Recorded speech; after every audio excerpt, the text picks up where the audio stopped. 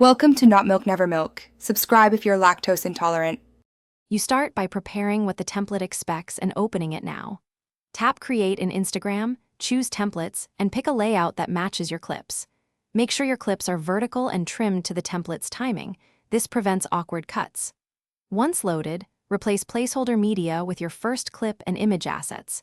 You'll see markers for duration and captions. Align your main action to those beats. This gets you into the editing flow immediately and avoids rework later. Once your clips are in place, focus on timing and alignment so the template's motion feels intentional. Trim or split clips to match each slot's duration and nudge cuts to hit beats. This creates rhythm. Replace placeholder text and choose legible fonts and sizes. Make sure text appears long enough to read. Next, layer audio and adjust volume. If the template has built-in transitions, test them and swap styles if they clash. Keep previewing until motion, sound, and text feel cohesive. Finish by reviewing the full preview at 100% speed and export a draft or download a copy.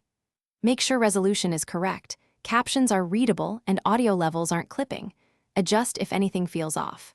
When satisfied, save as a draft or post directly with relevant tags and a clear caption.